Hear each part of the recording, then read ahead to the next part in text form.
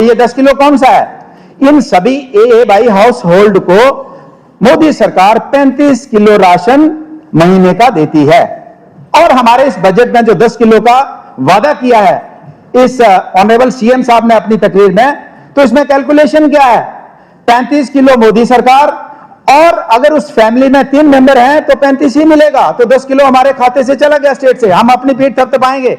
अगर 4 मेंबर हैं तो हम 35 में 5 ऐड करेंगे किलो और पीठ थपथपाएंगे, जनाब हमने 10 किलो राशन जो मैनिफेस्टो में किया था वादा वो आपको हमने दे दिया थी। ये तो मोदी सरकार की स्कीम है। और उसमें 5 किलो ऐड करके एवरेज तो इस जम्मू कश्मीर के अंदर तो 4 मेंबर ही फैमिली के हैं, तो आपको 5 किलो ऐड करना है और 40 किलो का क्रेडिट लेना है। बहुत बढ़िया, मैनेजमेंट तो बहुत बढ़िया है, इसमें कोई दो राय नहीं है। लेकिन 17.5 लाख हाउस होल्ड का क्या होगा जिनके साथ हमने वादा किया है, उसकी भी कोई जिक्र इस बजट के अंदर नहीं है। इसी तरीके से अगर हम पावर सप्लाई की बात करेंगे तो पिछले साल का मोटा मोटा कैलकुलेशन है, हम कहते हैं कि 200 यूनिट, और वो कैलकुलेशन भी वो बजट में हमारे बाकी साथी भी डिस्कस करेंगे कि वो 200 यूनिट कहां है, कैसे है, कब मिलेगी। लेकिन मैं पिछले साल का थोड़ा सा आंकड़ा पेश करता हूं जिसमें लगभग 35,175 करोड़ अभी लाइबिलिटी है पावर की, हमें जो हमने पावर खरीदी है उसकी लाइबिलिटी है।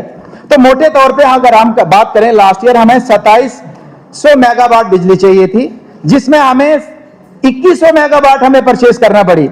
और उसमें भी कैलकुलेशन जम्मू के और कश्मीर के साथ नाइंसाफी आप देखिए कि आपने 1100 मेगावाट जम्मू के लिए प्रपोज किया और 1600 कश्मीर के हमारे भाई हैं, ठीक है जहां जरूरत है तो हम नहीं कहते, लेकिन प्रपोज किया 1600 मेगावाट। और फिर जब रेवेन्यू कलेक्शन की बात आती है तो जम्मू वाले आपको रेवेन्यू देते हैं 2347 करोड़ रुपया और कश्मीर से आपको रेवेन्यू कलेक्शन होता है 1867 करोड़ रुपया। तो आप देख लीजिए, और आज लगभग मैंने कहा कि उसमें भी आपको 3286 करोड़ के करीब लगभग आपको डेफिसिट रहा, और 3500 करोड़ का डेफिसिट है। और हम 200 यूनिट की बात करेंगे, वो कल मैंने कहा कि वो मेरे साथी आपको बताएंगे कि वो कैलकुलेशन क्या है, उसके ऊपर जाना नहीं चाहते। लेकिन हम कहना चाहते हैं कि जो वादे किए हैं, पॉलिटिकल वो पार्टी है, ये पार्टी है, हमारे ऊपर लोगों का विश्वास क्यों उठता है? जब हम वादे कर लेते हैं और वादे करने के बाद जब नहीं पूरा कर पाते हैं तो फिर लोगों का विश्वास पॉलिटिकल सिस्टम से उठता है। जब मेरे बहुत से साथियों ने बात करी कि जनाब हमारे पावर नहीं है, मंत्रियों ने कहा जनाब पावर नहीं है, सर मैं ये पूछना चाहता हूं, जब ये चुनाव हुआ तो यहां जितने भी लोग हैं, मुझे लगता है मैक्सिमम लोग इक्का दुक्का होंगे वहां पे उस साइड ट्रेजरी बेंचेस से जो नए चुन के आए हैं। और CM साहब तो बहुत एक्सपर्ट हैं, पहली बार 2002 में इनके साथ हमें ये मुख्यमंत्री बने, हमें MLA बनने का मौका मिला, केंद्र सरकार में मंत्री रहे। इन्होंने कहा जी 99 में कारगिल युद्ध में क्या मिला हमें, तो उस टाइम तो पार्टनर भी थे, ये तो जवाब भी देंगे कि क्या मिला। लेकिन मैं ये कहना चाहूंगा कि कोई नए लोग नहीं है, CM साहब के पास बहुत तजर्बा है और बहुत बढ़िया कैलकुलेशन है इनकी, बढ़िया तरीके से प्रेजेंट करते हैं अपनी बात को। तो जब चुनाव लड़ा तो हमें पता था कि LG की पावर्स क्या है, मुख्यमंत्री जो बनेगा उसकी पावर्स क्या होंगी, जो कैबिनेट बनेगी उसकी पावर्स क्या होंगी, जो रियासत जो जम्मू कश्मीर के जो चुने हुए लोग होंगे उसकी क्या पावर। फिर हमने वादे उस लेवल पे क्यों कर लिए? क्या ये लोगों के साथ नाइंसाफी नहीं होगी? क्या लोगों के साथ हमने धोखा नहीं किया? क्या हमने वादे कर लिए जबकि आम लोग नहीं जानता था कि जब मुख्यमंत्री बन जाएंगे तो क्या पावर्स हैं? वो आम लोग नहीं जानता, आम वोटर नहीं जानता, लेकिन मैं जानता हूं, आप जानते हैं। उसके बावजूद हमने वादे किए और अब वादे पूरे करने की बात आती है तो हम कहते हैं जनाब दिल्ली सरकार हमें कुछ नहीं दे रही है, हमारी पावर कुछ नहीं है। तो ये मैं समझता हूं कि ये आज मैं कहना चाहूंगा स्पीकर सर, आज जम्मू कश्मीर के अंदर 35 वर्ष की आयु से जो कम लोगों की तादाद है 69% है। हमारी पॉपुलेशन जो जम्मू कश्मीर है 69% पॉपुलेशन अंडर 35 है। उनके लिए इस बजट में जो सबसे बड़ी पॉपुलेशन रियासत की है, जो सबसे बड़ी उम्मीद इस रियासत की सरकार से लेके बैठी है, उसके लिए बजट में हमने क्या रखा है मुझे बताइए। हमने कहा कि 5 लाख लोगों ने वोट दे दिए, हो सकता है मैंने भी 2 बातें कही होंगी, हो सकता है मेरे दूसरे साथियों ने भी इलेक्शन में, लेकिन जब दूसरी बार जाएंगे हमने झूठ बोला होगा, दूसरी बार लोग पलटेंगे हमें। तो हमने कह दिया जनाब आपको 5 लाख नौकरियां 5 सालों में देंगे। सर मैं समझ सकता हूं, लेकिन मैं ये कहता हूं कि यहाँ पोस्ट जब क्रिएट होती है फाइनेंस प्लानिंग डिपार्टमेंट की कंकरेंस के बगैर नहीं होती है। पोस्ट हम क्रिएट अभी नहीं करते, मैं नहीं कहूंगा कि अभी इमीडिएटली आप 1 लाख पोस्ट क्रिएट करो, मैं नहीं कहता कि यहाँ 5 लाख पोस्टें क्रिएट करो सर। लेकिन मैं ये कहना चाहूंगा कि जितनी पोस्ट हमारे पास लगभग 40,000 के ऊपर पोस्ट हमारे पास वेकेंट हैं, स्कूल हमारे खाली हैं। हेलो स्पीकर सर, अगर हाउस को प्रॉपर चलाना है तो ये अगर उस साइड से कोई बोलता है तो हमारी तरफ से कोई नहीं बोलता है।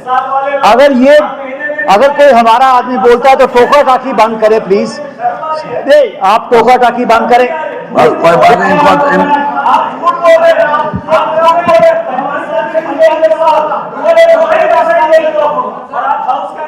Speaker sir, speaker sir, speaker sir, बोलने दो उसको, कोई बात नहीं, उसका रिकॉर्ड थोड़ी हो रहा है, कोई बात नहीं सर। तशरीफ रखिए आप, स्पीकर सर, तशरीफ रखिए। मेरा स्पीकर सर, साहब तशरीफ रखिए। इस स्पीकर सर, मैंने कहा कि हमारी जम्मू कश्मीर की सबसे ज्यादा पॉपुलेशन हमारे अंडर 35 लोगों की है, युवाओं की है। तो हमारे पीडीडी के डेली वेजर वो तो लगभग अब 35 से ऊपर भी हो गए हैं। उन पीडीडी डेली वेजर का इस बजट में क्या चर्चा है? हमारे ओवरऑल डेली वेजर की क्या चर्चा है? पीएचई में जल शक्ति विभाग में जो लोग काम कर रहे हैं पिछले 30 वर्षों से, उनकी क्या कहाँ चर्चा है? फॉरेस्ट डिपार्टमेंट के अंदर हमारे डेली वेजर्स काम कर रहे हैं, उसकी क्या चर्चा है? हमारे नेशनल यूथ कॉर्प्स, मेरे साथी कल भी बोला कि जो डीसी का बीए और जो कमिश्नर का बीए 2500 की सैलरी पे चलता है, क्या हालात? बजट को लेकर सबसे पहले उस पर जाना चाहूँगा। देखिए, बजट कल जब हमने सुना तो मुझे लगा कि शायद जो इलेक्शन मैनिफेस्टो था, तो शायद जैसे उन्होंने कहा कि फेज़ मैनर में उस इलेक्शन मैनिफेस्टो को नेशनल कॉन्फ्रेंस की सरकार जम्मू कश्मीर के अंदर इम्प्लीमेंट करने जा रही है। जो वादे मैनिफेस्टो के दौरान और इलेक्शन के दौरान मैनिफेस्टो में किए थे, उनको पूरा करने जा रही है। तो लगभग चूँकि लंबा चौड़ा है तो सारा भी इसमें डिटेल में जाने की कोशिश की, लेकिन पहुंच नहीं पाए। लेकिन कुछ एक विभागों के अंदर जब हमने डिटेल में जाने की कोशिश की और वहाँ पे जब हमने देखने की कोशिश की तो सरकार की तरफ से क्या हुआ, तो फॉर एग्जांपल उन्होंने कहा जी हम 10 किलो राशन जो है ये हम जम्मू कश्मीर के लोगों को फ्री की घोषणा कर दी इस बजट के अंदर। तो जब मैंने उसको कुरेदने की कोशिश की, जैसे उसमें डीपली जाने की कोशिश की कि 10 किलो राशन कहाँ से आएगा और कितना राशन आएगा, तो लगभग 20 लाख के करीब हमारे पास हाउस होल्ड जो राशन कार्ड हैं, तो उसमें से 2,25,000 समथिंग जो हैं वो हैं अराउंड 2,25,000 के करीब जो AAY हैं। तो बाकी लगभग 17.5 लाख उनका कोई जिक्र नहीं है। सिर्फ इसमें किसका जिक्र किया है? 10 किलो राशन का, जो लगभग 2.25 लाख के करीब जो राशन कार्ड होल्डर हैं जिनको ऑलरेडी फ्री का राशन मिलता है। तो उसकी कैलकुलेशन क्या है? उसकी कैलकुलेशन है कि उस हाउस होल्ड को केंद्र सरकार, मोदी सरकार की तरफ से ऑलरेडी 35 किलो राशन मिल रहा है। और इन्होंने क्या किया कि अगर उस फैमिली में अगर 3 मेंबर हैं तो 3 ही हम 35 किलो ही देंगे और हम अपनी पीठ थपथपाएंगे, जनाब हमने 10 किलो दे दिया। अगर उस फैमिली में 4 मेंबर हैं तो हम 35 में 5 ऐड करके 40 किलो देंगे और कहेंगे जनाब हमने 4 मेंबरों को हमने 10-10 किलो राशन दे दिया। तो एवरेज अगर आप देखें पूरे जम्मू कश्मीर में मेजॉरिटी जो एवरेज है तो वो 4 मेंबर की ही फैमिली है। तो 5 किलो राशन देंगे, 35 मोदी सरकार का डालेंगे और पीठ थपथपाएंगे कि जनाब हमने आपको 10 किलो फ्री राशन दे दिया।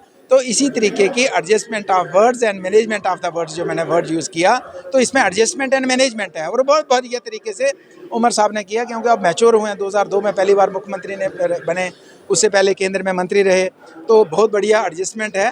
और बाकी भी डिपार्टमेंट के अंदर अगर आपने कहा जनाब हम महिलाओं को फ्री ट्रांसपोर्ट देंगे, मुझे बताइए जम्मू के अंदर कितना जो सरकारी ट्रांसपोर्ट कितना है, गवर्नमेंट का कितना है? 95%। मुझे लगता है 95% से भी ज़्यादा जो है ये जम्मू के अंदर प्राइवेट ट्रांसपोर्ट है। तो कौन बैठाएगा आपको?